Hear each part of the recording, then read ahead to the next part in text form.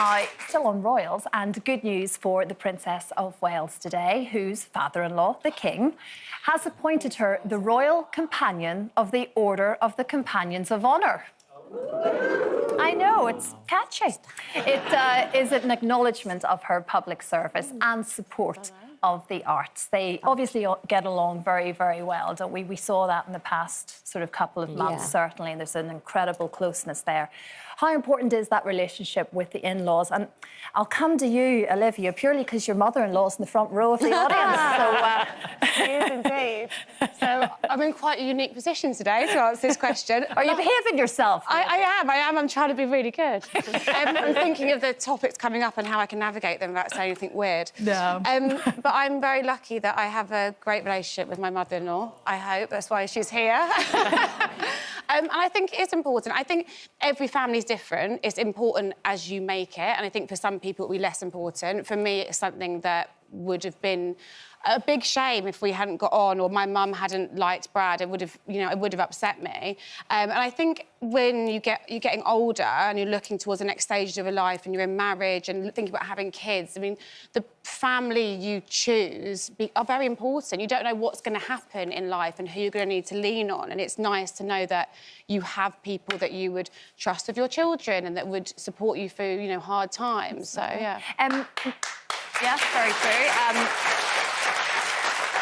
More importantly, Olivia, Debbie, what do you think? Is it a very important relationship for you that you have this very beautiful, smart, glamorous daughter-in-law? Yeah, but I think you look beyond that. It's not just about that, isn't it? It's about the personality. It's about the relationship we have. And I think when I first met Olivia and she was on the telly, I never watched anything she was on because I didn't want to take that judgment of the television. Really good choice. I wanted to get to know her for her and who she was, not who she was on the TV. So I think that was important. So that's our relationship. That's what it is. That makes you a very, very lovely mother-in-law, if that's the case. You see, that's what a wonderful thing. You're very lucky if you have that within the family, and it's being the mother-in-law, children getting married and moving on. How are you as a mother-in-law? I'm very well, thanks, Christine. How are you? No, I think, I'm really, really lucky. I've always got on with, my kids' partners who they've chosen to be with.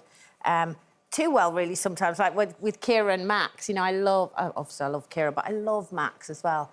And sometimes I always go, I'd be devastated if you and Max... because they both live with me as well, and I'd be devastated if you and Max split up because I don't know where you're going to live, Kira. Max is staying. Because Max is staying. But it can be tricky, when I first met my first mother-in-law, because I've had two, and I would say the first 6 months to a year were tricky because I had to just let her get used to the fact that another woman had come in and was now living with her absolute idol type of son. And she'd do things like she'd come round on a Sunday with one Sunday dinner for him. And nothing for you at all? It was either to say, I love my son and I cook better than you, or you really don't need a Sunday dinner with that. I wasn't quite sure, but I let it go. But do you know what? To this day, even though it's years and years and years ago, I'm still best friends with her. I absolutely adore her. Yeah. But it took us both... You had to get through that period. You had to get through it. And I think yourself. As the daughter-in-law, when you come in especially, I think you have to be aware that it changes the whole dynamic, doesn't it? Of course it does. I mean, I can imagine you, Brenda, you'd be a lovely mother-in-law. I like to think I would be. You hear so many horror stories about controlling mother-in-laws and everything else, and my daughter's partner, he's absolutely lovely. I love him, and he's just so meek and mild and just, he's always laughing. And I'm like, you can stay as long as you want, as long as you make my daughter happy, I'm happy. If I hear her laughing, I'm very happy. So, yeah, it's more important for me not to say the wrong thing and just, welcome him in as much as possible. But you probably would if you thought he was the wrong guy. Oh, well, yeah. Then we see a different Brenda.